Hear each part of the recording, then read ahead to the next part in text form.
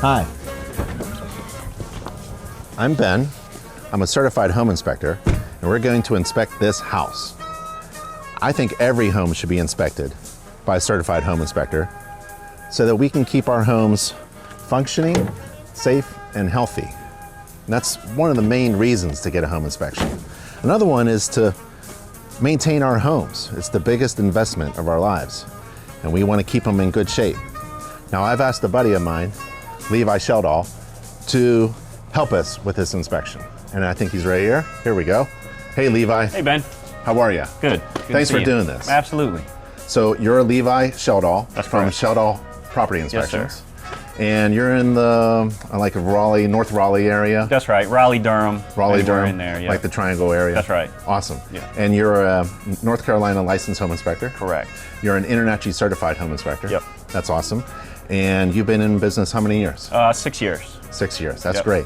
And it's a family-run business. It is. Yeah. Started by my dad in 2018, and I joined him in 2020 and took over the business this year. Fantastic. Yep. Awesome.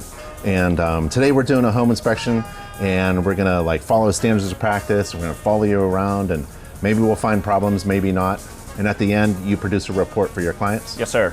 And you take pictures and videos. I do. Yes. Pictures, videos, full description of the problems, arrows, circles, so Yeah. it's very clear to the client. And you do more than just home inspections. You do all kinds of services. That's correct. Home inspections, well inspections, water quality testing, air quality testing, wood destroying insect inspections. Wow. One-stop radon shop. testing. That's correct. That's great. Yeah. Well, thanks for doing this inspection with me. Absolutely. Where Pleasure do to be you here. usually begin during an inspection like this? So usually I'll start in the attic and then work my way down from there. All right. So let's do that. Absolutely. Let's I'll get follow started. you. You lead All the right, way. Sounds good.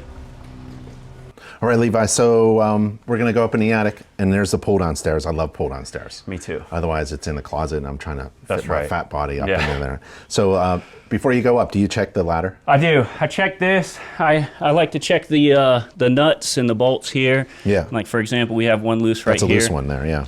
So I would take a picture of that and write that up for the report. Really? Because that's a safety issue. It is a safety issue, yes. You want to tell your clients, tighten Yeah. things up before you go up. Exactly. Yeah. That's right. We don't want them falling.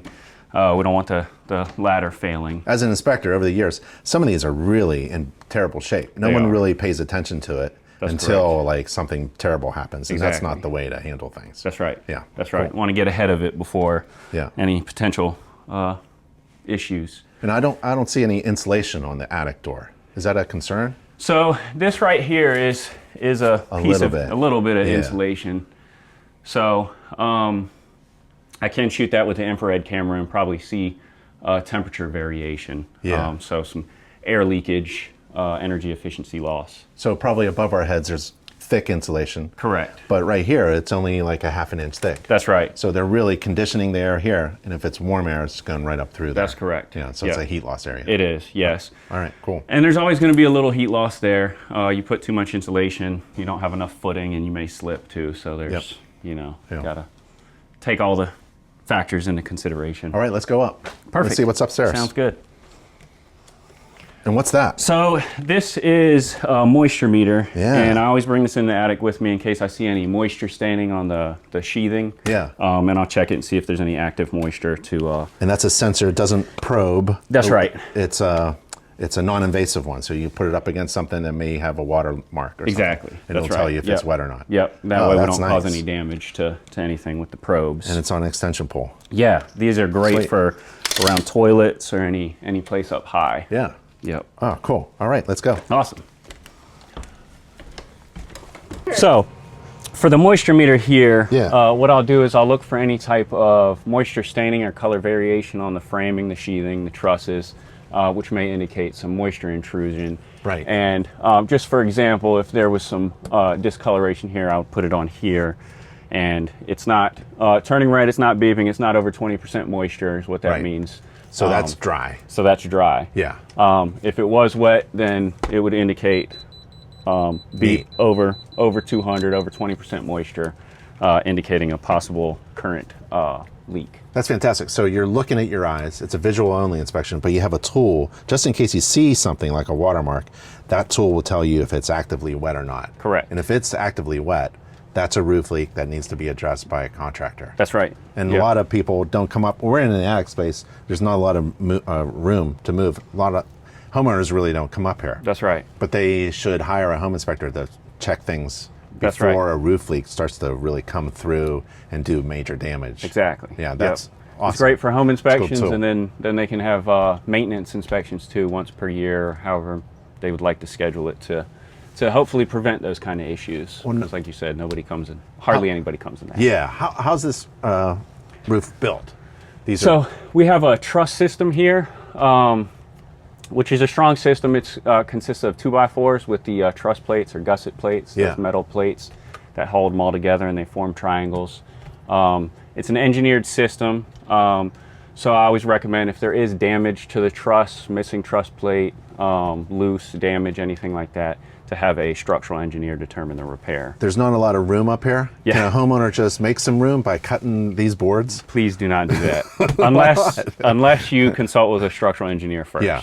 These are already engineered. That's correct. And they can't be modified, That's right. cut. That's right. Even though you may need more room for Exactly. storage in the attic, you just can't get a saw and start Exactly. cutting things. That's a correct. no. That's right. All right. And even in the attic access, like if you wanted a bigger attic access, you can't cut the bottom cords No. of this truss. That's right. Okay. Don't alter the trusses in any way without a structural engineer. Below our feet, there's a platform, and then there's insulation. That's correct. And it's really thick, white, blown-in fiberglass insulation. What do you inspect in relation to the insulation? Insulation-wise, so full coverage is important. You don't want any gaps, displaced insulation. That's energy efficiency loss.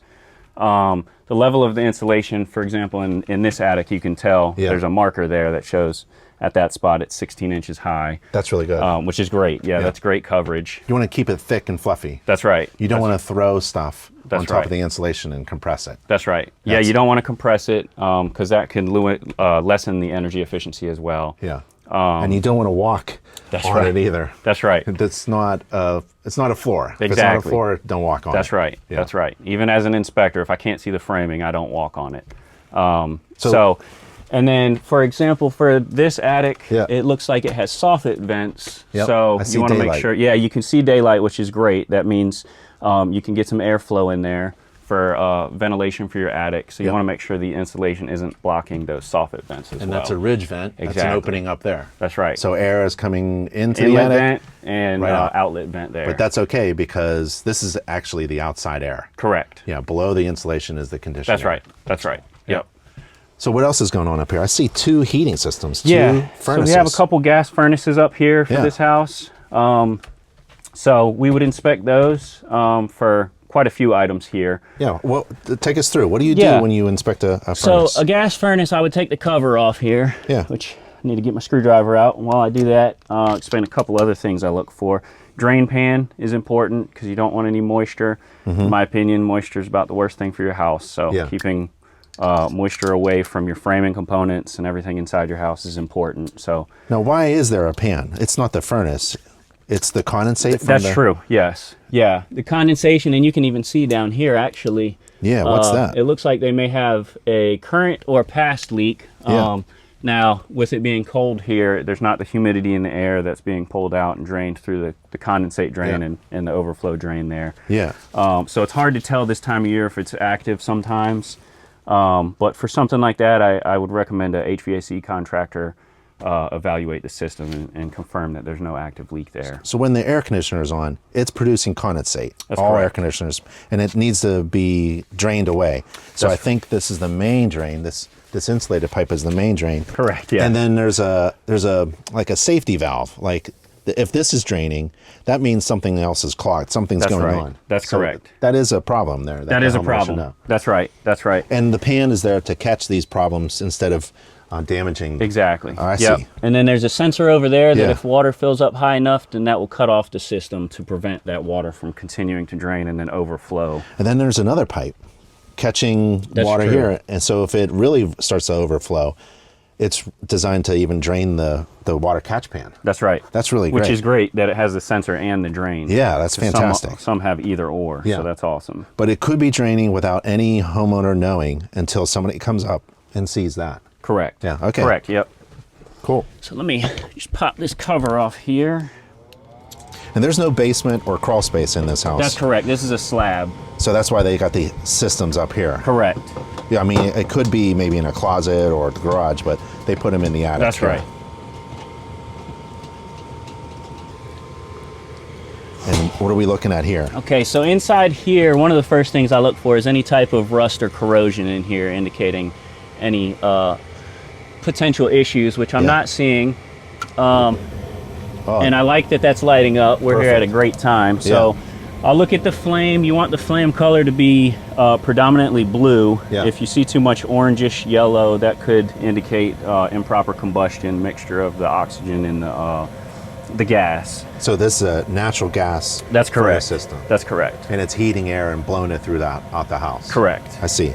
And this fan here, this was, oh, there it is. It's spinning. So it's producing a draft? That's right, yes. And so this is the exhaust for the furnace. And that's another important thing with rust is if you see rust around the vent, that could indicate backdrafting, improper combustion, which could be releasing carbon monoxide instead of going out of your house. It could be returning back into your house. So if there's rust, especially, I look around the base, but I'll check the whole thing. But if it's around the base, that could indicate some backdrafting. Yeah. And then it goes through the roof, and we'll see that when we're inspecting the roof later. That's right. Cool. Yeah, so this system looks pretty good. The flame color's blue. Don't see any rust. So that looks pretty good. Another thing I look for is the shutoff valve here and the sediment trap or drip leg there. So that's good. And where's the air filter, do you think? Not sure right now. Maybe it's at the end of that intake. Yeah, so the ceiling or something. That's right. I'm going to assume, because I don't see a filter, sometimes they have them at the units, at the HVAC units, and sometimes they have them spread out throughout the house in the ceilings and walls. That'd be really inconvenient for the homeowner to come up in the attic and change the air filter every 30 days. That's right. So it's got to be downstairs That's somewhere. right. Okay, we'll take a look at that. Perfect. So anything else the homeowner should know? Oh, this is nice, that they sealed up the ductwork. That's true. That's a good point. Yeah. So looking for any type of air leaks in any of the ducting really is good, because you don't want conditioned air coming in here. That's just more energy loss. You're paying to heat and cool the attic that doesn't need to be heated and cooled, because it has those soffit and ridge vents that we discussed earlier. Losing it. That's right. That's right. So I really like the insulated pipes. These are air coming in. They're insulated, and then the supply lines. These big fat ducts, they shouldn't be crimped or damaged. Yep, that's a good point. Or if you see mice, sometimes mice love to live inside. They do, It's like a little warm little it is. area. It's a nice home for them. Yeah. But we don't like it. Yes, mice, you often will find indications of mice in the attic, and that's a good place to check is kind of tune up, torn up, deteriorated ducting, wrap, or insulation. Yeah.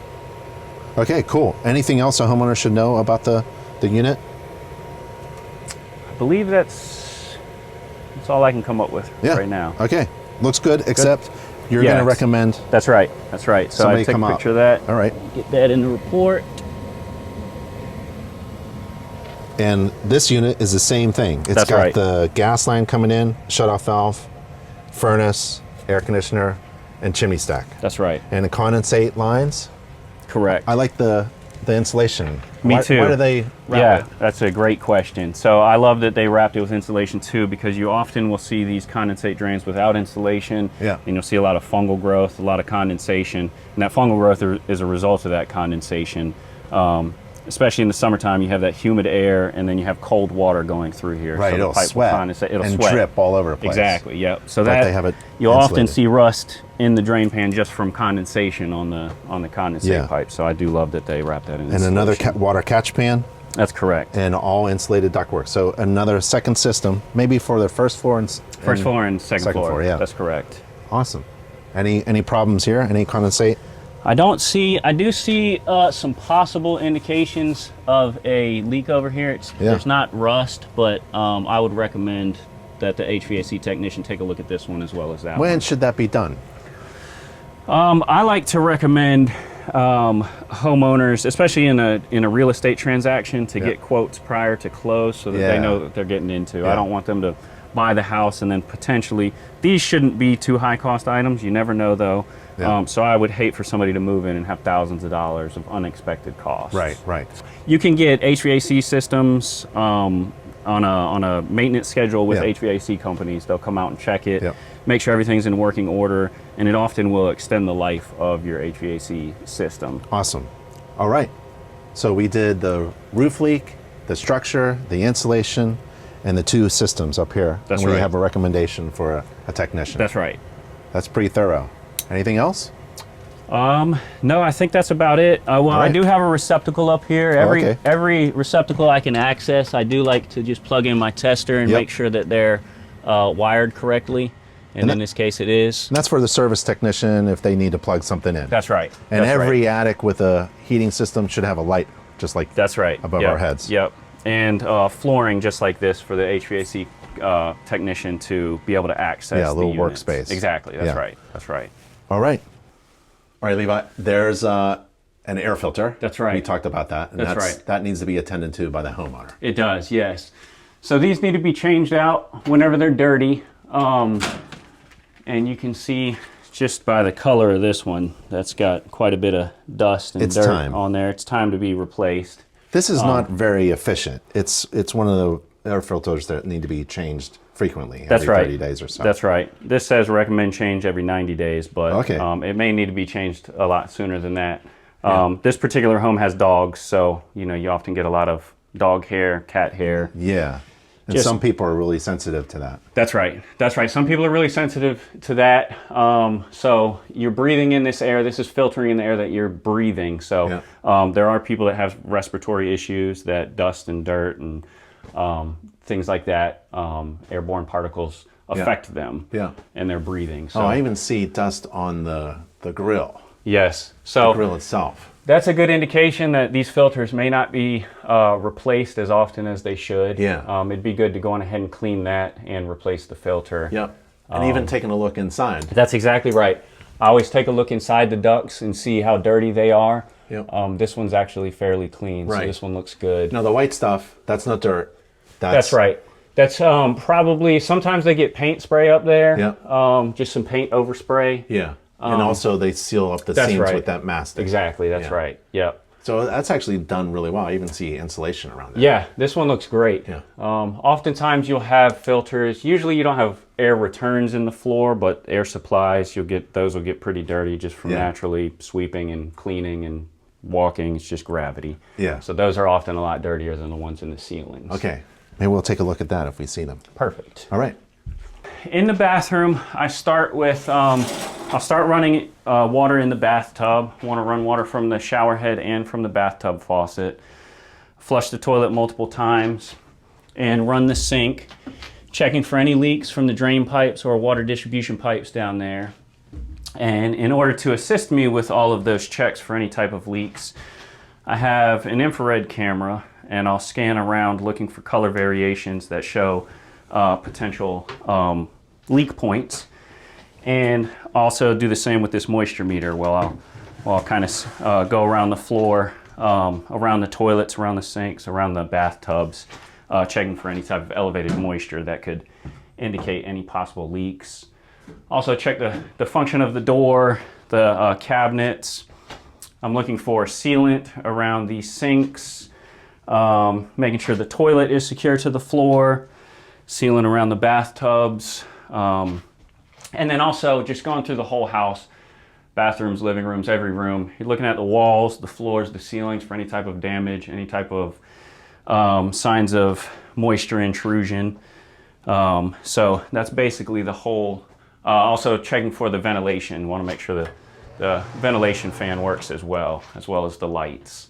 So now I'll go on ahead and run the water through all these faucets. Flush the toilet. And then I always just want to make sure the pipes are connected before I run this water, because I have run into cases where the pipes are not connected and the water just runs straight down. So I'll plug the sink up, let it fill up just to put pressure on there. You'll often find leaks by filling up the sink that you won't find just running water normally. Same thing with the bathtub. I've plugged it up, so I'll let that run for a little while and fill up and then drain. Continuing to flush the toilet while I do that. Just switching over to the shower to go ahead and run water through the bathtub faucet and the shower. Running hot and cold as well. So want to make sure that we're getting hot and cold water from every faucet. So I'll also check that with my infrared camera. Generally, people keep their temperature around 120 degrees.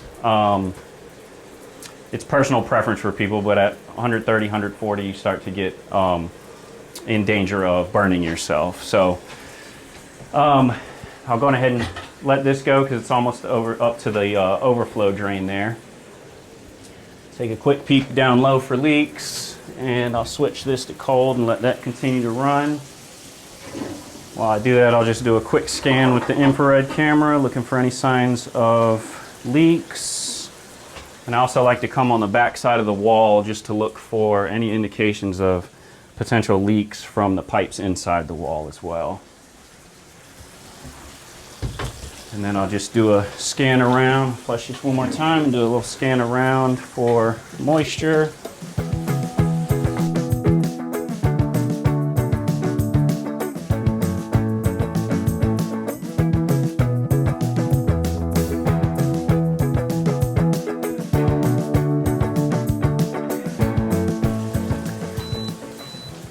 There's a little bit of elevated moisture there. Nothing too serious though. Oftentimes that is a result of people just getting out of the shower too. So that's something to take into consideration.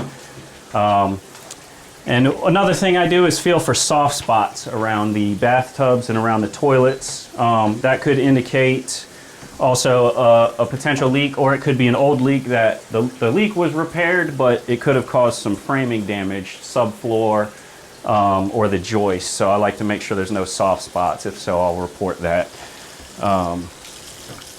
So it looks like we're good here with all of those. Let me just drain the bathtub. Yeah. And one thing I'll also look for, as I like to start from the top down, because as I run every faucet, I'll go to the next floor down and look at the ceilings and make sure there's no moisture stains, no leaks, or any issues like that. So every room I go in, I'm looking at the floors, the walls, the ceiling. I'm looking for any type of damage, any type of moisture, fungal growth, anything out of the ordinary, really. Floors, I'm looking for variations in the floor. This room's carpeted, so I'd look for any type of carpet damage or carpet stains. Yeah. The walls, I'm also looking for like bowed portions. So this one's a little difficult because there's a lot of stuff here. But yeah, like for this wall, for example, I'll take my flashlight along it, look for any type of bowed portions. Yeah. Sometimes that's just a framing, that's how they framed it, and there was a little bit of a deficiency, but it could indicate some structural movement potentially. Yeah. Looking for any types of cracks. It's common above doors and in corners. Right.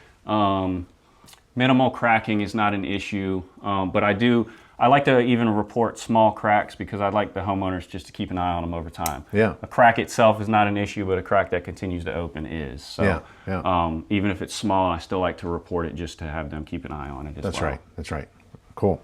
Yeah, so you're even looking for stains and putting that in the report? Yeah, I do, yeah. Now, for me, as a home inspector, it's a standards of practice, and you can exceed it, right, or you can include anything you want according to your needs and your clients. Correct. But stains usually aren't part of a home inspection. No. So I always like to tell my clients I'm pretty nitpicky. Yeah, because, that's good, detailed. Well, thank you. Our reports are full of stuff, and I don't want them to look at the report thinking the house is falling down because I'm reporting small cracks, carpet stains, bumps in the wall or something. Bumps in the wall, little things like that. I just want them to be aware of it because there's obviously our standards of practice that determine, big deficiencies, potentially expensive or safety items, but I feel like each client has different priority levels. I've had a client who the thing she cared about was creaking floors, which most people, that's just a little thing, it's a little screw, but I was on the phone with her 3 separate times about her creaking floors. So that's just an example of, some people might not report creaking floors because it's not that big of an issue, but to her it was. So every home inspector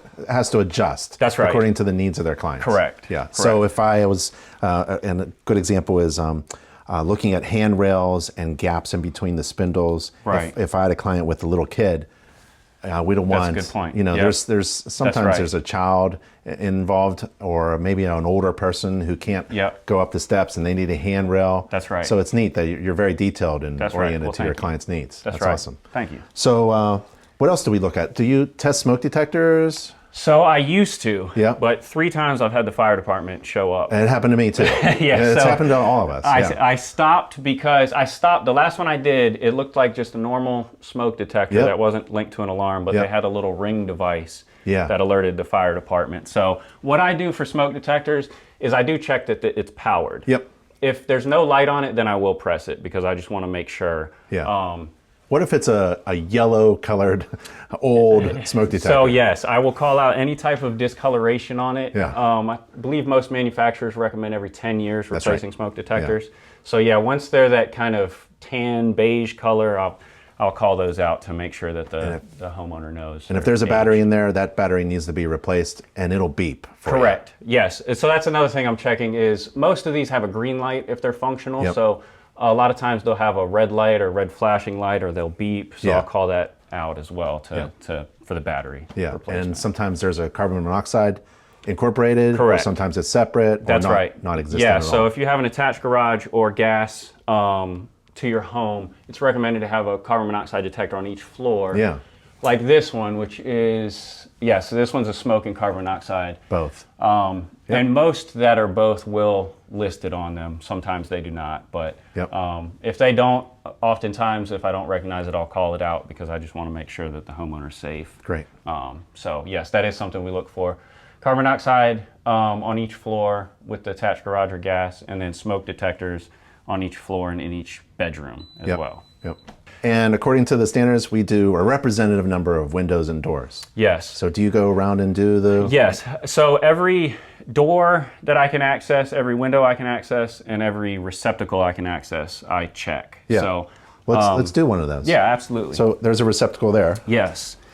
So I'll put my tester in. And what is that telling you? This particular tester, if these 2 lights light up, then it's wired correctly. If there's Okay. any other combination, then it's not wired correctly. And this tester is pretty cool because it actually lists the defects on the tester. Yeah. So even a homeowner could purchase that. That's right. If they would like. It's right in Lowe's or Home Depot or something Right, like that's that. right. It's very user friendly. Yep. So I'll just go through, and then as I'm putting it in and out, I'm checking to make sure it's not loose as well. Yeah. Because if you're constantly plugging in a phone charger or anything, those wires can become loose and then could overheat and become a fire hazard. And some receptacles are on a switch.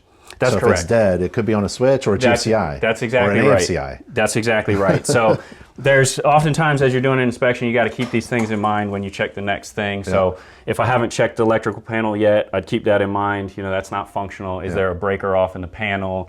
Or if that's not working, maybe I come over here and I flip all the light switches just to see if it works. Cool. Awesome. And then with the window, we will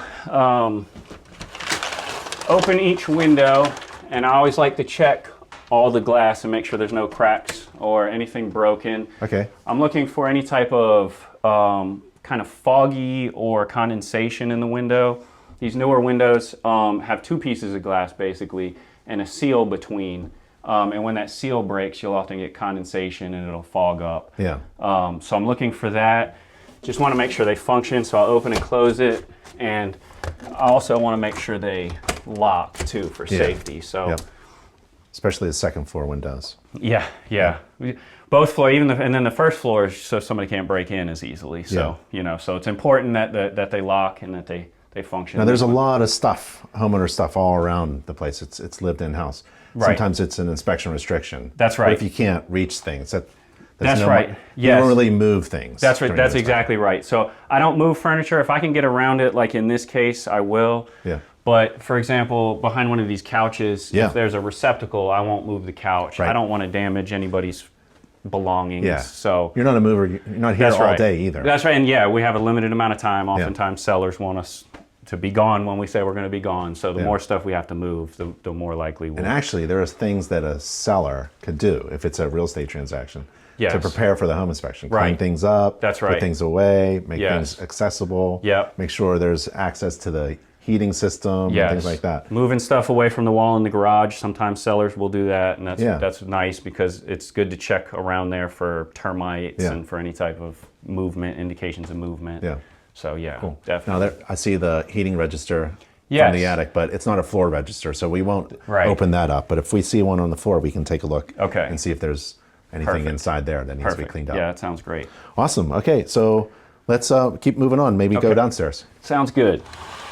So now we're in the laundry room here, and what I inspect here, I don't run the washer and dryer. We're not doing any load of clothes today? No load of clothes today, but I do take my moisture meter around, and I'll just just the same way I do in the bathrooms around toilets, sinks, and bathtubs is just make sure there's no elevated moisture. I'll tell you what, that's super handy. Yeah. I think you're the only inspector I know who does that. Oh, really? Yeah. Oh, yeah. Some of them just, poke things that are already looking like it's going to be wet. Yeah. But to do that is really handy. That's thank you. Really, really good.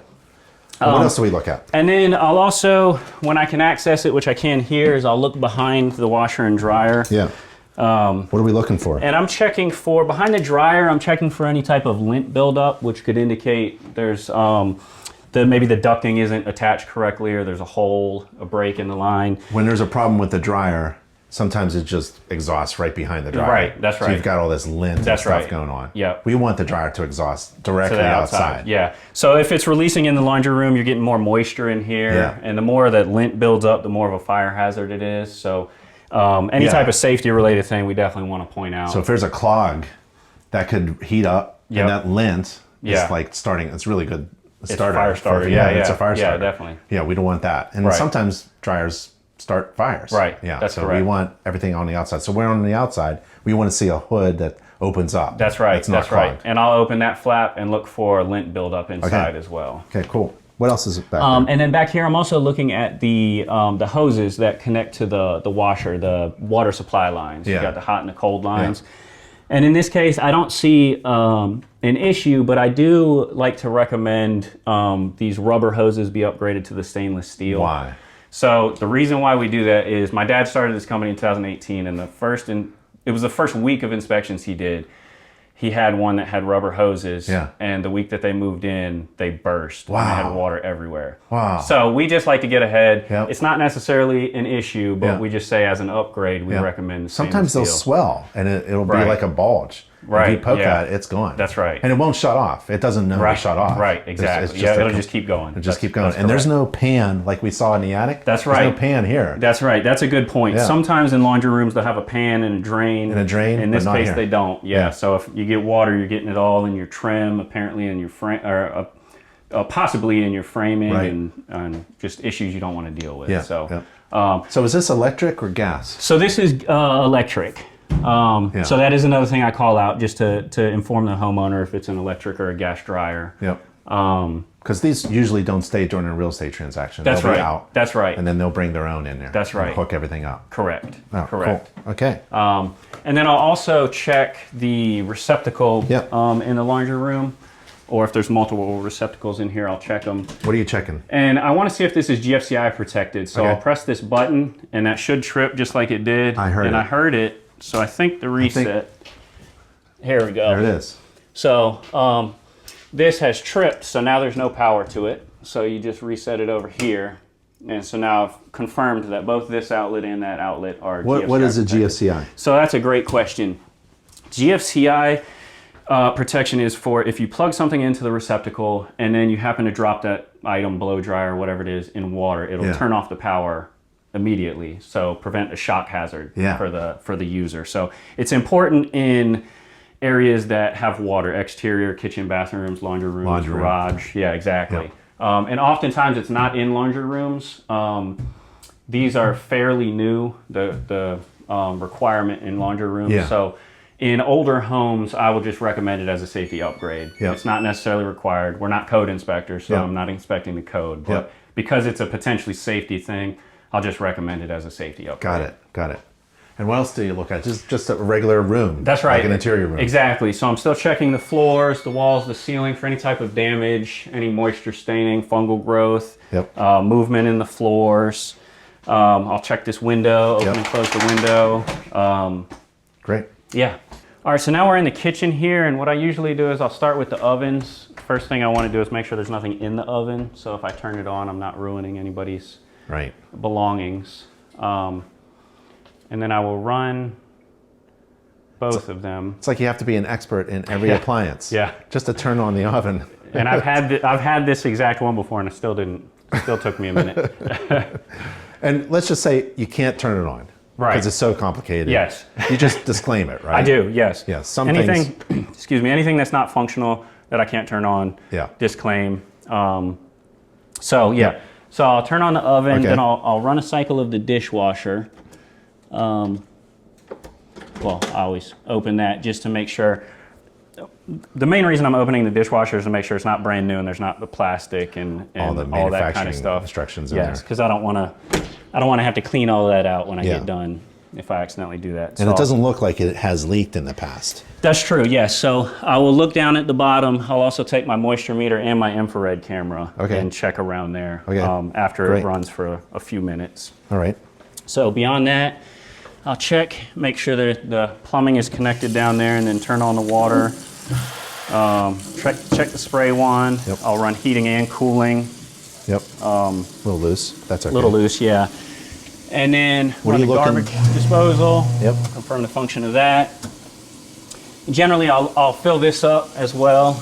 Yeah, they do have the plugs here, so I always like to fill up sinks just to put more pressure around these seals. Often find leaks that you won't find running it normally. Yeah. So, okay, so down here I'm looking for.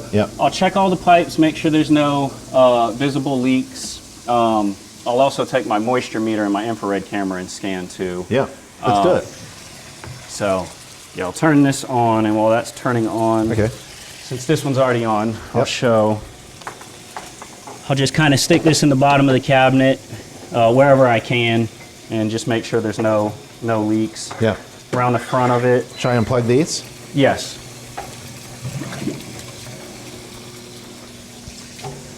And while I'm here, I'm just going to check in front of the dishwasher, make sure that's not leaking. Now this is an infrared camera. This helps you see things that might be hot or cold. That's right. Yep. So this only shows temperature, but it's good to check for leaks, because an active leak is pretty much always going to be a different color than the surface it's sitting on. Yeah. A water that's been sitting there for a while may not show a different temperature depending on the material and the time and all that. But an active leak, you pretty much always will be able to see with the infrared camera. And what do you see? So I'm not seeing any leaks down here with this. But that's really cool. Yeah. So you're seeing the hot water. Here. That's right. You can see the hot water going through the pipes. That's the like reddish orange. That's hot. That's really clear. That's a very expensive infrared camera. It is. Yeah. Now you've got all the tools. That's right. So, and then the last thing I do is I'll just run my hand along the pipes as well. And this I'm checking for any type of, it's a leak, but it's more seepage. It's just the slowest, and you're going to feel it. And I'll feel it on my hand, and that way I can report it to them. That's awesome. Before it becomes potentially a lot bigger issue. Yeah. Not a lot of people look under there. Like a lot of homeowners have small drips and they have no idea. Exactly. We find those all the time. Yeah. And then especially in, kitchens and bathrooms, they often use those as storage areas. So they can cover up those tiny leaks. You don't see it on the cabinet floor. Yeah. Cool. That's great. Yeah. So, and then from here, I also run cooktops, and I will run the microwave as well to confirm the function of that. Just put and how you do that? Get a wet paper towel. Okay. And just run it for 30 seconds. Yep. And while I do that, I'll open up all the cabinets, just looking for kind of general damage, issues like that. But I also want to see if this is exterior vented, this fan right here. One way is I'm just looking for the duct. The other way is I'm feeling for the air. This one is recirculating. Okay. If this was gas, I would recommend having an exterior vented duct just to get all those fumes and exhaust out of the house. But for an electric cooktop, recirculating is just fine, no issue. This sometimes needs to be cleaned. That's true, yes. The filters down here are usually metal filters, removable, and you can clean those. But yes, they often have a lot of grease buildup on there. It's good to get that caught instead of having it stick to the ceiling or something. Yep.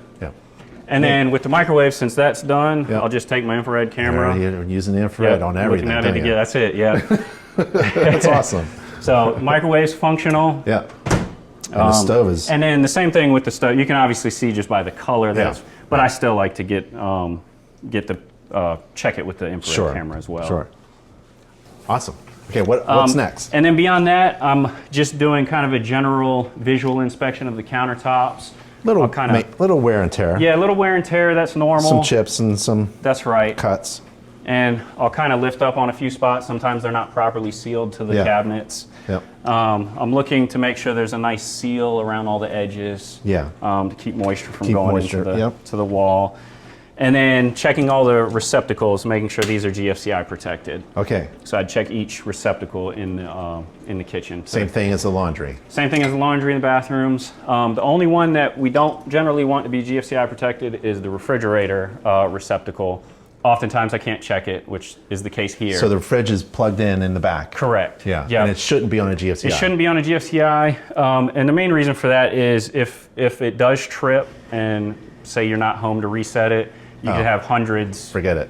Hundreds of dollars of food in there that just goes bad. Yeah. So generally, you'll keep that off the GFCI, and the same thing if there's like a freezer in the garage. I usually don't pick on, wear and tear, but Yes. I would actually put this in the report. Yeah, I would. There's a lot of chips and stuff. That's right. Yeah. That's and right. even like, I don't know what this is, crayons or ink or something like that. Yeah. So this is beyond the normal kind of wear and tear cosmetic. I'm not nitpicky, but I would actually pick on this a little bit. Yeah. Just so my client understands Definitely. what they're getting. Yeah. It's oftentimes clients, I feel, when they're looking at a house, they don't notice all this little stuff. Right. Because they're just, there's so much to look at. Yeah. So it's easy to miss this kind of stuff. So it's good to put that in the report. It's a thing that everyone looks at. You go in the kitchen and take a look at that. That's right. So maybe the inspector can put that in the report. That's correct. How's the floors? The floors look good. I do always look kind of under the overhang of the cabinet. Every now and then you'll see some damage. Yep. Move the carpet out of the way a little bit. Sometimes trim is missing. That's right. Yeah. You'll have gaps in the trim. Yeah. And then I just kind of go up looking at the cabinets as well, the backsplash, the walls, the ceiling. Looks really good. It does look good. Yeah. So no major problems. Oh, here's a receptacle on the island here. Check those as well. Is there anything special you do with the island? I do a visual inspection and do exactly what you're doing there. Just make sure it's secure, because you'd hate for this not to be secure. Yeah. Especially if this is like granite or quartz, it'd be very heavy if this was to fail. So. Yeah. And you tested the receptacle for GFCI? Just tested the receptacle and it did trip. Right there? Over here. So let me reset that. What I do with refrigerators is I take my moisture meter again, and because these are often ice makers or they have water, so I'll take my moisture meter around the base of this and make sure that this is dry. Because there's water supplied to this appliance. That's right. There's a little hose. That's right. And sometimes that hose is dripping. Nobody knows. Exactly. Yeah, because it's behind your fridge, so it's really hard to tell. And sometimes, luckily, this is on a slab, so it's concrete. So if concrete gets wet, it's not as big of a deal. Yeah. But if a lot of our homes in this area are on crawl spaces, so you have wood subfloors. Yeah. And if you have a constant drip for a few months or a year or two, you could be causing a lot of framing damage that you. Levi, I got to tell, I'm going to buy one of these. Yeah, this is so good. The more you use it, the more I'm like, I've got to get me one. Because if that was dripping, and the water will move below the tile here, but above the concrete floor, it can just spread all around. And you may never see the staining depending on the situation. And it's causing damage that no one knows about for a long time. Yeah. Oh, great. It's one of the benefits of getting a home inspection. Yeah, exactly. All right, we did a really good, thorough kitchen inspection. All right, so that was the kitchen. Now we're in the room next to the kitchen. What do you do in an interior room like this, Levi? So in an interior room like this, I'm checking the floors, the walls, the ceilings for moisture, damage, anything like that. One thing that I'm doing is I'm taking my infrared camera here and I'm scanning. I'll just do a general scan of the whole ceiling and all the walls. What are you looking for? And even around the floor. So I'm looking for any abnormal temperature variations that could indicate moisture, that maybe it hasn't stained yet, it's not visible to the eye. Air leaks, it can often see air leaks around doors, windows, sometimes even around corners if they aren't properly sealed.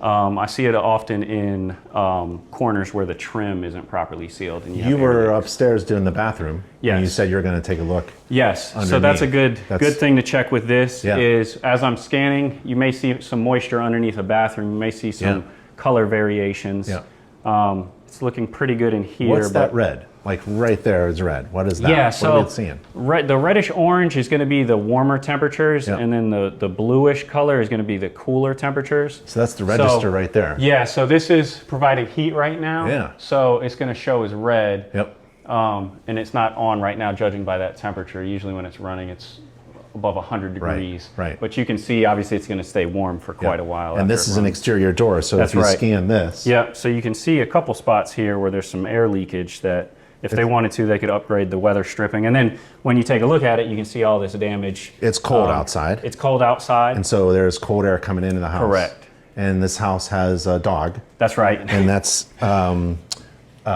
That's probably correct. from the dog. Right. Not to point fingers at anybody, but like that happens, right? Correct. Pet owners have that. And so this is closed all the way, and I can actually see daylight. Yeah, you can see daylight right there. Yeah. So you're obviously getting some energy efficiency loss right there. That's an easy upgrade if you just replace this weather stripping. Yeah, can I see what it looks like in the infrared? Yeah. So you see that blue color, that right there is where we were looking specifically. And you can just see when I do, so you can see that's like 59 degrees right there in the blue spot. And then if I switch it to look for warmth, that's 72 degrees. So you can see the temperature difference just where that air is leaking in there. That's really cool. So the infrared works like this, right? If I put my hand here.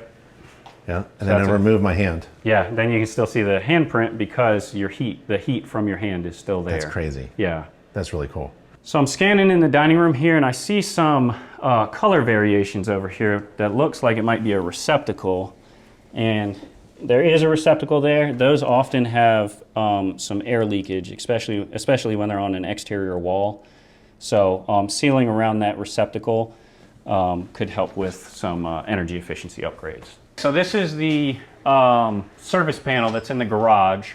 You have your main shutoff right here. This will turn off all the power to your house. I always like to show homeowners this just in case there's an electrical fire. Yeah. And it's safe. I always make sure if it's safe, come out here and turn it off. If not, just leave. Every homeowner should know where the main shutoffs are. That's right. The main power shutoff and the main water shutoff. I always like to let the homeowners know where those are. This is good. This has AFCI breakers. Most newer homes do have them. A lot of older homes don't. And they protect interior rooms from arcs. That's right. Like if there's a spark in a lamp cord or something, it'll sense that and turn electricity off. Yep. Do you, as a home inspector, do you test those? I test these in vacant homes. I don't generally test them in homes that are occupied in case somebody has like a computer with important information. I'd hate. That's right. I would hate to delete somebody's information. So I'll make a note in the report that they're there, but I won't test them unless it's the vacant. homeowner can. That's why the test button is there. Correct. They can test it. That's right. Just like the GFCI. Exactly. The test and the smoke detector. Right. Anything that says test button. Yes. Homeowners can do that. That's right. Yeah. Okay. That's correct. Cool. That's correct. And then from here, I will. One thing I do is try to keep in mind what the exterior HVAC breaker amperage is, so I can check that on what the manufacturer recommends. So maybe it's too big or too small. That's right. Okay. Yeah. So you're going to help out. And sometimes it's tricky because they'll have a shutoff by the HVAC unit that will have the correct size breaker, and so you kind of have to put it together. Looks like all the breakers are labeled. They are, yes. So that's another thing I'm looking for is the legend or the label. Make sure each one's labeled, and if not, I'll call that out because that's important. If you need even if you're just trying to replace a light and you need to know where the breaker is so that you can replace the light.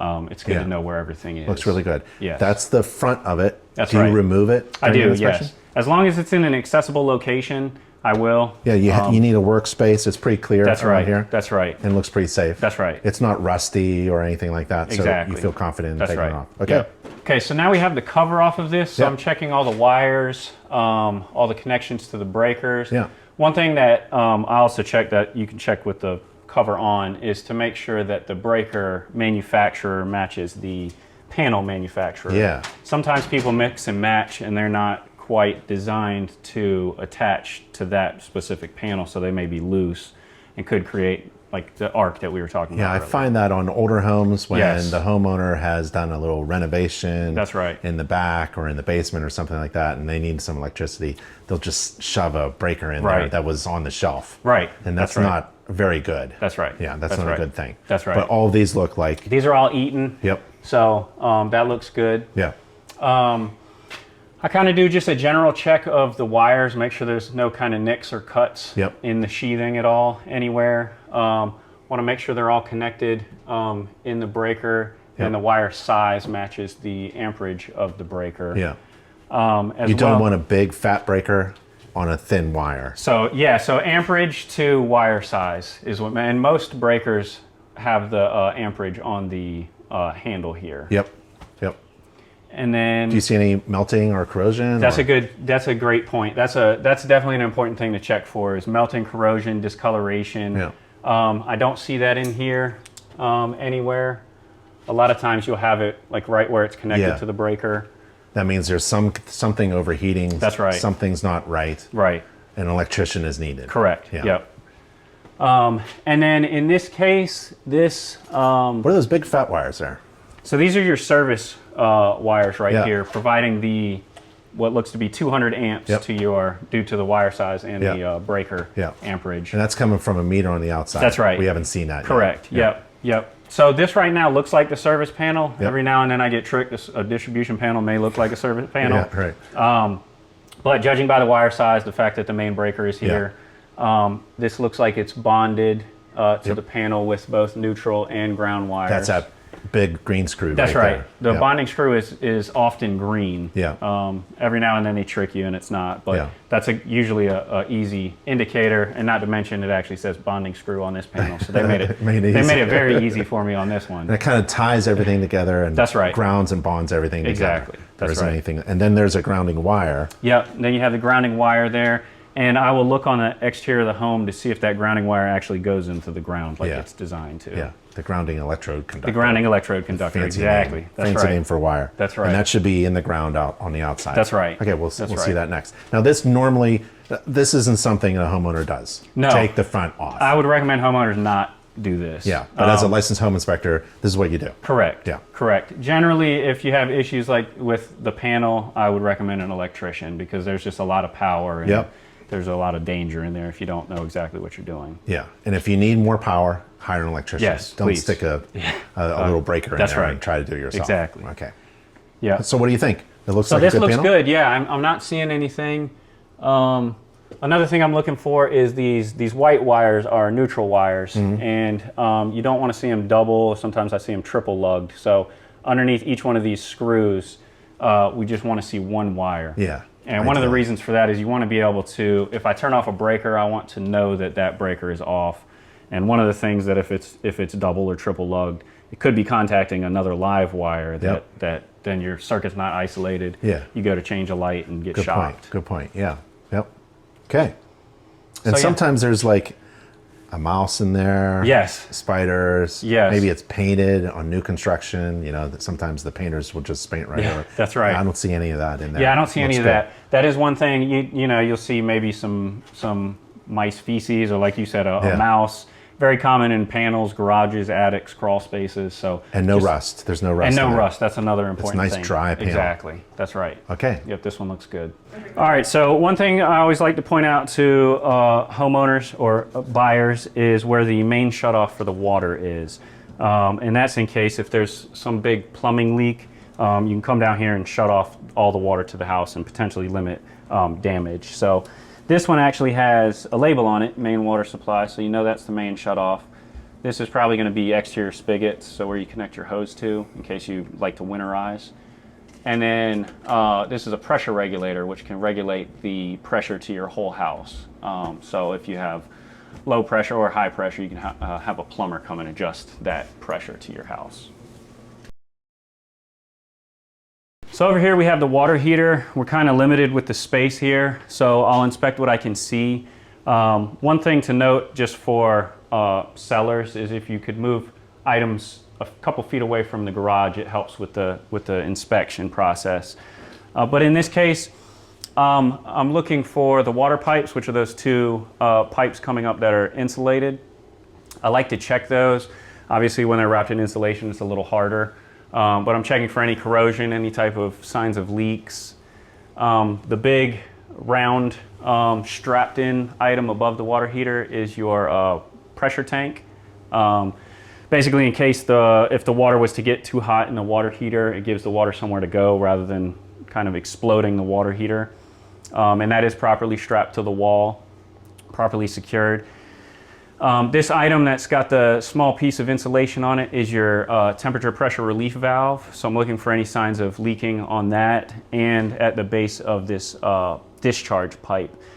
You want to see it terminate within about 6 inches of the ground because that is very hot water potentially if it needs to, if water comes out, it's potentially very hot water. So you want it low to the ground so that if somebody's standing by it, you're not getting sprayed. And this appears to be properly protected. You do have the wall here. You could put one of those bollards so that in case you're pulling your car in, you don't run into the water heater. And then in this case, this is in a garage, so it's fine. But if this was in like an interior space, we'd recommend having a drain pan underneath it in case there's a leak. You don't want it to get in the inside of your house and the framing and items like that. So I don't see any signs of leaking. Everything looks pretty good on that. And then I'll generally take a picture of the label just so the homeowners have the serial number and any kind of information like that they may need in the future. All right, so now we're in the garage. I'll kind of start from the floor and work my way up here. So on here, I'm looking for any type of crack, signs of movement, staining that may indicate that it's not properly sloped throughout. You want it properly sloped so that if there is a leak, if there is water, it goes to the exterior of the home. Yeah. It doesn't sit or go against the framing. Now, concrete cracks. Concrete cracks. Concrete contractors will tell you there's two types of concrete. Yes. Concrete that's cracked or concrete that is going to crack. Right. This concrete has cracked. Fortunately, it's cracked exactly where they designed it to crack. These are called control joints, and they're specifically designed for if this is going to crack, this is where they want it to. They're going to control the crack. That's right. It's a purposeful weak point in the concrete. Yeah. So if there's a crack in there, that's designed to do that. It's designed. And obviously, if it gets to a certain extent, then I'll call it out. If it gets 1/8 of an inch wide, maybe seal it, monitor. Now I see concrete all around the perimeter. That's right. What are you checking around there? So I'm checking around the perimeter for any types of cracking, any types of signs of movement, any signs of wood-destroying insects, termite tunnels, any type of water damage to the framing that's exposed just above it. That's a lot to look at. It is a lot to look at. Yeah. How do you do it within only a few hours? That's a good question. But there is a lot to look at as a home inspector. Just routine. Routine is important. Keeping the same routine all the time, I think, is. Do you see any cracks or termites? I do see a crack over here, not quite at a concerning level to where I would recommend a foundation contractor or a structural engineer. But I would recommend any crack. I always recommend homeowners monitor over time. Now, if it starts to separate, yes, or move, that's right. Then that's a concern. And depending on what level it was moving, I'd either recommend a foundation contractor or a structural engineer. What if I lived in a 100-year-old house and it has a crack and it's moved? That's probably acceptable because it's been there forever. That is true. But if it was cracked open on a brand new home, maybe the builder needs to be informed. That's right. Yeah, there's all kinds of things to take into consideration: the number of cracks, the locations of cracks, how spread open they are, if there's displacement back and forth, and the age of the house. The age of the house. Can you open doors and windows? Are they out of alignment? Out of square? All right. So that's the floor and the foundation and the perimeter. What's next? And then the walls and the ceilings, just like inside, I'm looking for any type of moisture stains, fungal growth, damage. Holes. Holes. Some people cut things, and that's right. You don't want to remove the drywall in the ceiling. That's right. Or the wall of the garage. Fire separation is important in the garage, so that's exactly right. What do you mean, fire separation? So you should have 1/2-inch drywall if there's living space on the other side of your garage to help slow the spread of a fire. Because sometimes people are working on their cars. That's right. And a lot of fires happen in the garage. That's right. And we want to keep it in the garage for the fire company to put it out. Correct. A hole would just blow right through here. Exactly. Yep. So this is a hole. This is essentially a hole, but Yes. this is a... That's a good point. So you want to have a proper exterior door, Okay. a solid wood or a steel exterior door Okay. is important for separation between your garage. So a wood door or like a interior door that's hollow? That, not good. No yeah, good at that's all. not going to limit the fire very much. Okay, so that should, and it should be closing nice and tight. That's right. Yep. And this has nice weather stripping here, so a good seal Okay. all around the door. All right, what else are we looking at? So beyond that, I also test the garage door. There's Okay. a couple of safety features on the garage door. Okay. What do you do first? So for this, I'll test the laser right here. So Okay. if I break that, the door should, if it's coming down, go right back up. Okay, why don't you stay on the outside? I'll Okay. push the button. Let that come down and then just break that. Make sure it goes back up. Yep. And then there's also a resistance feature on it that I like to test. Do you want to do that? Yes. So if you push that down and I provide resistance on the door, it should go back up just like that. And that helps if there's a kid or a dog, anything that's just standing in the, you don't want the garage door to close. It's the on biggest them, so. moving part of the house. That's right. So it has all these safety features Right. to make sure no one gets hurt. That's right. Yeah. That's right. And what about the condition? Yeah, the condition of the door is important. I'm looking for any damage. I want to note any loose bolts anywhere. Just like that attic stairs. Exactly. We don't want That's anything exactly loose. right. Yeah. That's right. And a good way to check that is as it's going up and down. Usually if bolts are loose, it'll rattle. So if you're hearing rattling, it may be good to go check all the bolts in your door. And how the rails are attached. Yes. I see really nice That's right. installation methods with, That's right. with the metal That's and right. the bolts. Sometimes it's wood, Right. 2x4s or something smaller, right. and wood is no good. That's right. It just wobbles too much. That's right. Yeah. Another thing I look for is the amount of slack in this chain. Sometimes, especially on older ones, there's a lot of slack. So I've seen it hitting the door. Yeah. You just want it nice and tight for proper operation. And what's this handle for? So this handle can disconnect the door so that you can open and close it manually. Manually, because there's an automatic opener on it. That's right. Yeah. There's an automatic opener on it, so that could be useful for a number of reasons, but one would be if there's a fire maybe and your electricity's off. Yeah. And you need to exit through the Got to garage. open that door. Yep. You pop that loose Yep. and then you can open and close the garage And door manually. the opener is plugged into a dedicated receptacle. Correct. That's perfect because extension cords, they're Right. not, they're That's temporary. Right. Exactly. Yeah. Yep. You never want to see a permanently used. And it looks like it's extension. installed really well. That's right. All right, so that's the garage door. That's the garage door, and then also check all the receptacles in the garage. Okay. You want those to be GFCI, just like kitchens, bathrooms, exterior. So just go through and trip them all and reset. Yep. And then as we go around the exterior, you have the GFCI reset right there for all the exterior receptacles that I would check as well. So that's a pretty good inspection of the garage.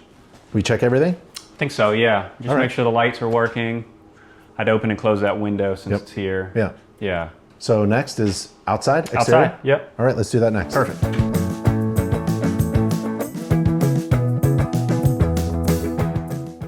All right, Levi, we're gonna do the roof and then we'll do the exterior and we're gonna fly a drone. Yep. This is fantastic. I love drones. I would say, I have to admit, 5-10 years ago, I was like, no, we're not gonna fly drones. You gotta carry a ladder and get up there. Now I actually have a drone. Yeah. And I fly around and it's fantastic. But if you are a home inspector and you're doing this for a business, you have to be... You have to be certified with the FAA. Yeah. Yep. That's an exam. That's an exam. And That's you got to an exam register and all that stuff. That's right. Yep. You register your drone. I have my drone actually shows me there's certain airspaces that we're not allowed to fly into. Right. And this will actually alert me, and it physically won't let the drone go into the airspace. That's It'll stop it. Awesome. So, yeah. And this is, what kind of drone you got? So this is a DJI Air Mavic 2, I think. Yeah. Yeah. I've got the little mini. Air 3. I got the little mini thing. This is a bigger one. It's really nice. Yeah, I just got this a couple months ago because I crashed my last one. Oh, no. That happens. Trees, yeah. Trees. They don't like trees. Well, I don't see any adult hanging trees. Yeah, we're good here. We're good here. Yeah. So you're going to go up, and what are you going to do? Like in general So terms? first thing I'll do is I'll go up real high and just take kind of a bird's eye view of the whole roof. I like that shot. Yeah, it's just a cool looking shot, I think, more than anything else. And then I'll just scan, as I go through, I'm just snapping pictures, and I just get every portion of the roof and just kind of scan down, and then go to the next section and start up and just kind of scan down. And that way, I'm looking at it here I'm doing the inspection, but I Yep. also go home and I zoom in on every picture and Because blow you're up every snapping single- pictures. That's right. And Yep. they could be like 4K pictures. Right. Wow. And That's right. do you do video or just pictures? I generally just do pictures. Okay, yeah. Yeah. That's great. Yeah. All right, so let's fly around. Okay. Take your time. Perfect. Take off. Home point updated.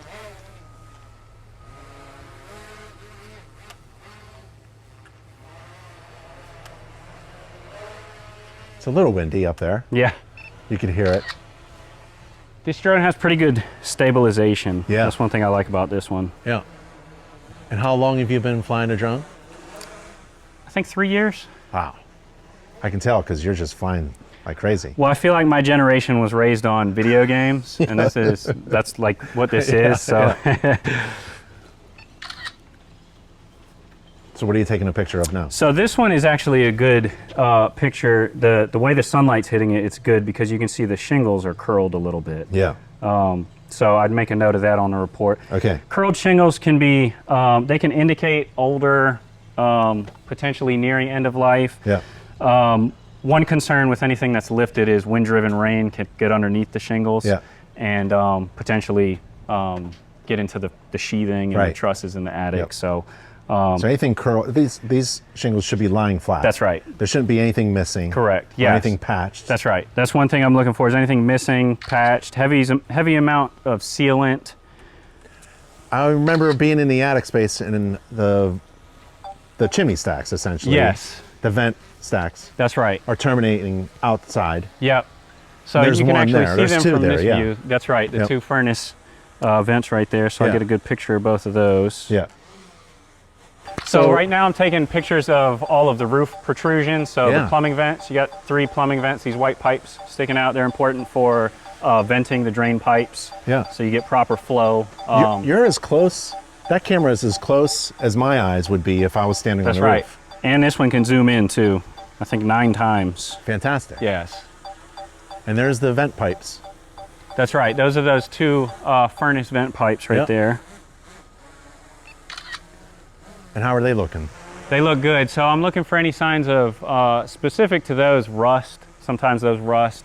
There's usually at least 2 or 3 nails holding the flashing Yep. or the boots down to the roof surface. So Yep. making sure they're not lifted, they're properly sealed. Sealed, That's yeah, right, yeah, yeah. because an unsealed nail could be a potential leak path. Water right. could work its way around Yeah. a nail. Yeah. Sometimes also the top is hit by hail That's right. and it can be dinged up That's right. a lot. That's correct, yes. Well, from what I see from the ground, it looks okay, but you've got a much better shot. That's right. That's really great.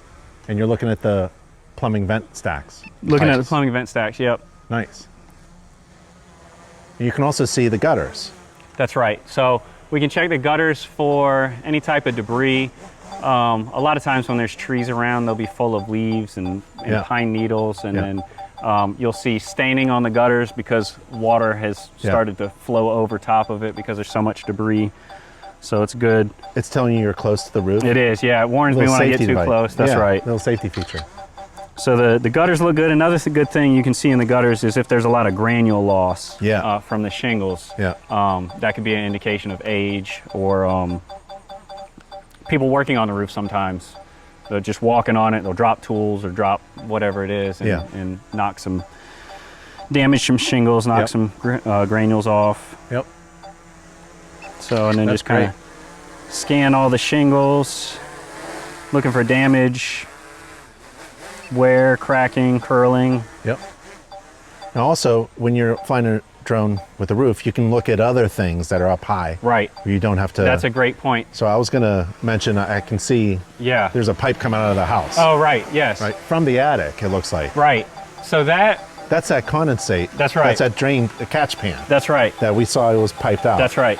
And they will often put those above a window so that if there's water coming through it, you can see it from inside the house. Because water should not It be. should not ever be going through Right. if it's properly functioning. Right. If you That's see right. it coming out, don't Yeah. say, "Oh, that's nice." That's no, right. That's That's right. That's an indication.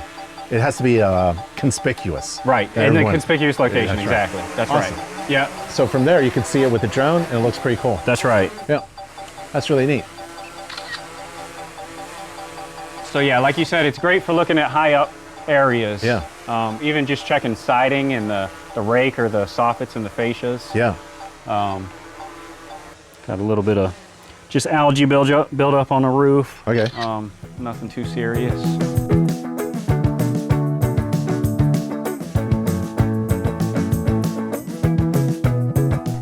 Wow, you did There we go. an entire roof inspection and a little bit of the exterior without leaving the ground. That's right. That's really safe. That's right. Yep, exactly. That's one of awesome. the things I love about it. Great job. Thank you. All right, so let's do the exterior now. Okay, perfect.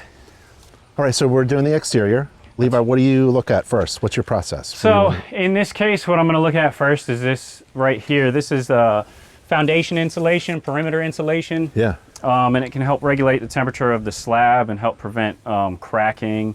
Am I supposed to see the insulation like that? You should not. Normally it's going to have this right here, which is like a parge coating. It's like a very thin cement cover on it. Yeah. And it shouldn't be all, this looks like What a is weed that? whacker or a lawnmower. Yeah.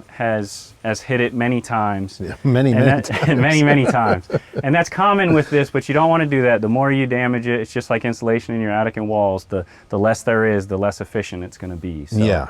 And that parging that you mentioned on the top, Yes. on the top of the surface, that also prevents insects from coming in. Now, Right. I can see gaps. That's a good point. Where bugs can, ants, and Correct. use that to burrow into your Correct. house. So that's right. not good. That's exactly right. Yeah. Yep. And that can be patched up. It's not a major Right. defect. No. You're not saying don't buy the house. Right. This is just some damage that can be patched. That's right. Maybe That's right. with a contractor's help. Correct. Okay. Correct. Cool. Yeah. And just to go along with what you were saying about any kind of openings, if there's cracks in the slab itself, I'm looking for that. Which on this you can only see this much of the slab because you got the insulation covering it and the siding covering it. Yeah. But I'm looking for any types of cracks, movement, Yep. any indications of movement.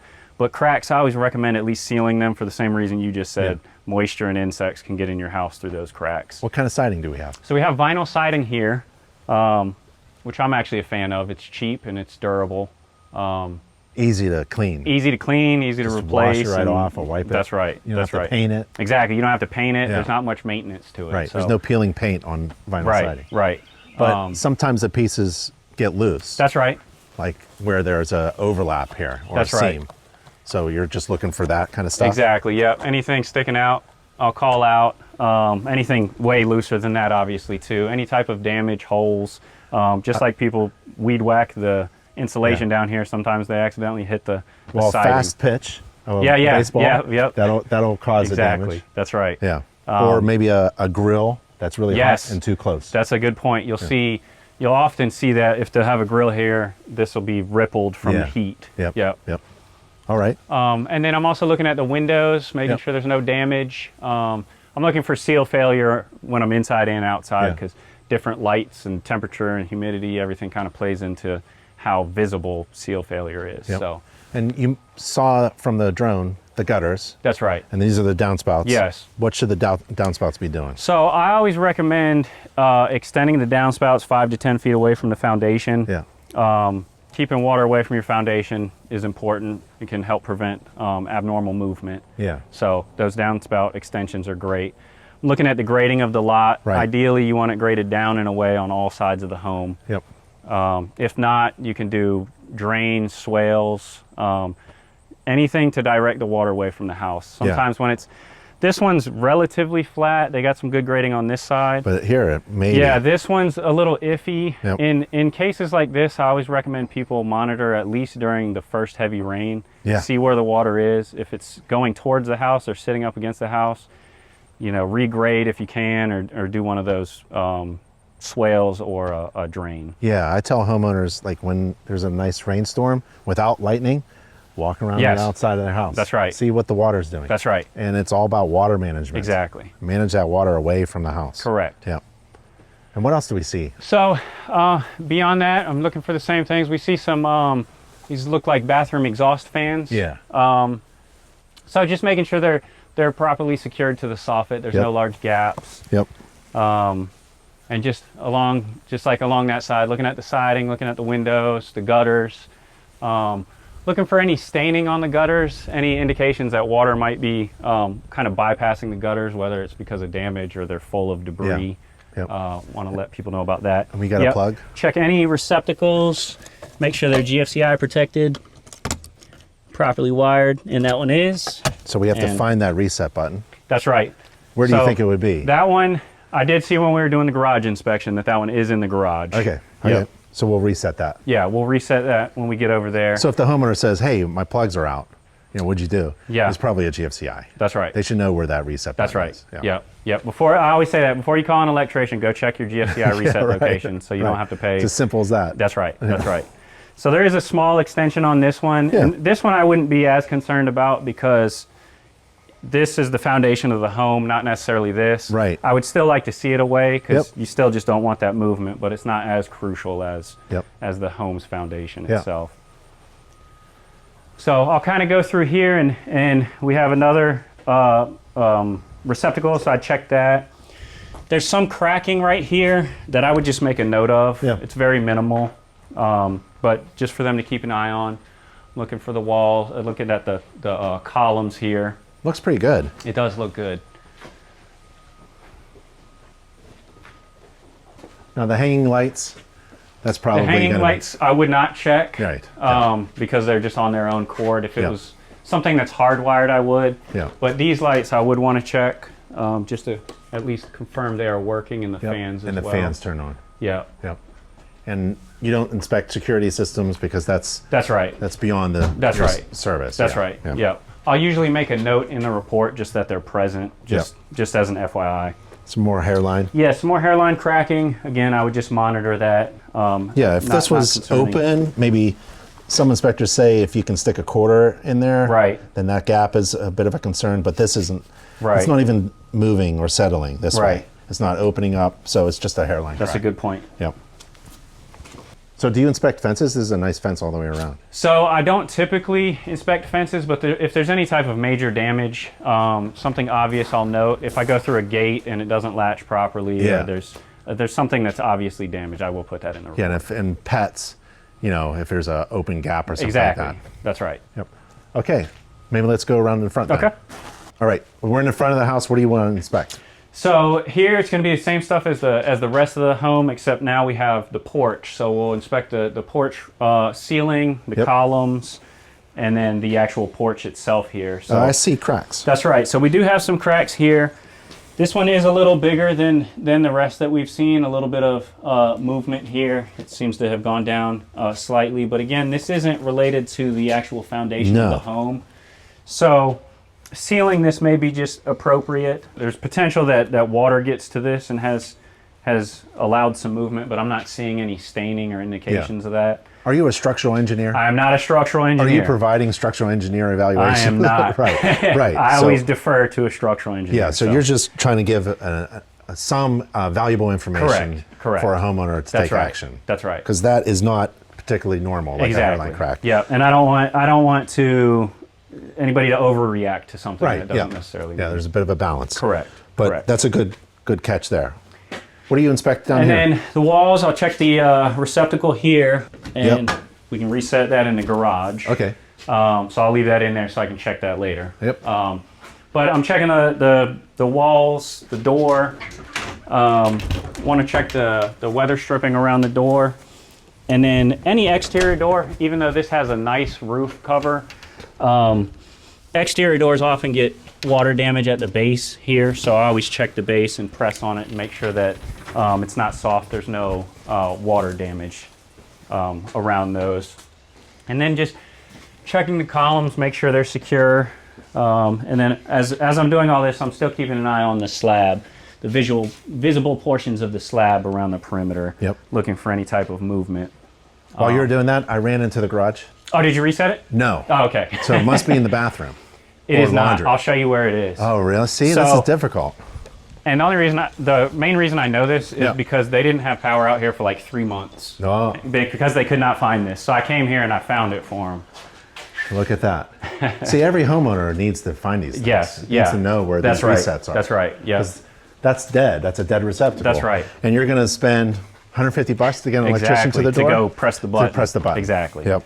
So elsewhere we have, just kind of check the columns. Yep. And the grading looks really good. The front driveway and the front yard. There's a everything's great sloped away. That's right. There's a great slope on this side. But that insulation on this side is damaged as well. That's right. Same as on the other side. And then you have those openings, like you pointed out, on the other side where moisture and insects can potentially get in. Another vent. That's right. From a bathroom. And what do you think? Is that dryer vent? So that one, the dryer was on the right side of the home over there. So that is probably the bathroom vent from upstairs. Yep. So while you're doing an inspection, you have to know where everything is. That's right, yeah. So that you can connect the outside stuff to the inside That's stuff. right. It's all a puzzle we're putting together. Yeah, yep. I like to run every spigot, just make sure water comes out, there's no leaks, Yep. that there's an anti-siphon spigot, and then just that it's secure at the wall. Sure. Properly sealed. Sometimes any protrusions that come out of walls, sometimes they're not properly sealed around, so you get air leakage, moisture, insects, that type of thing. So and what's that in the ground there? This right here is the sewer clean out. So this is for the sewer lines where all the wastewater goes down here. So that's an access point for plumbers if they need to, if there's an issue, a clog or anything like that. Homeowners shouldn't bury that. Homeowners shouldn't bury that. We also provide sewer scopes through those as well, where we send a camera down in and we can check the sewer drain line. What's a sewer scope? Via camera. What's that? So it's a small camera, probably actually smaller than the size of my fist, that's on a cable. Yeah. That I send down through the sewer lines and check from the clean out to where it connects to the city water. And what are you looking for? Looking for any type of damage, looking for root intrusion, looking for low points in the line. Yeah. Because sometimes when the house is built, those lines are in a ditch. That's right. But they fill it in. Yep. Someone heavy runs right over it and it could sag a little bit. That's right. And you want sewer lines to be kind of sloped uniformly. Correct. Yeah. If there's a sag, that's right. Stuff. Potentially stuff could sit in that and then just build up into a clog. Yeah. Okay. That's right. Yep. So even on a new home, especially on a new home, new construction, you want to make sure that's scoped. That's right. That's a great inspection. So you'll do that for some clients. We do, yeah. We offer that as a service, yeah. That's a great idea. I think every home inspection should have a sewer scope. Yeah, that's that'd really be a great good. idea. Yep. All right. So did we do the whole house? I think we did. That's neat. Yeah. We didn't find major problems. No, we didn't. But not every home has big problems. That's right. But even that, telling a client, you don't have any major problems. That's right. That's really valuable information. It is, yeah. definitely. That's really good. Yeah. And man, you're using infrared and moisture meters and looking at everything. That's right. I think you did a fantastic job. Well, thank you. Well, Levi, this was a great inspection. Tell me what you do with your clients at the end of your inspection process. So at the end, I usually reserve the last hour of the inspection for a walkthrough with them to kind of just summarize mostly the bigger items that I've found. Yeah. And just let them ask any questions that they have or concerns that they may have. Yeah. I'd like to show them where the main water shut off and the electrical shut off in the panel is. But they don't have to remember all this No, stuff. You're going to give them a report. That's another thing I always tell them. You don't have to remember anything I say because I'm going to overload you with way more information than you need today. Yeah. The report will have pictures and a description of everything and arrows or a circle, so it'll be very clear. Yeah. But I'm always available for a phone call, text, or email. And I always tell them, as long as they own the house, if they have a home-related question, feel free to reach out. Yeah. And you use software to produce that report? I do, yes. So I use software called Spectora. Yeah. And that provides them, it emails the report to them, and it's categorized, it's color-coded. So red, orange, blue, and green for severity level. Yeah.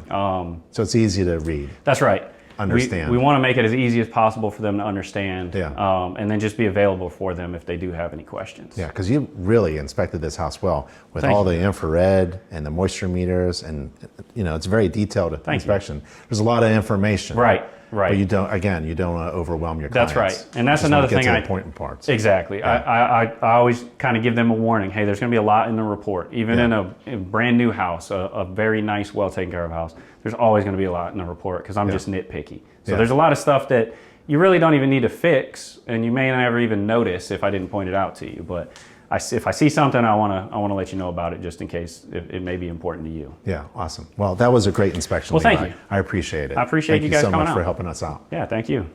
I'm Ben from InterNACHI. I'm Levi with Sheldahl Property Inspections. And we'll see you on the next inspection. Take care. Awesome.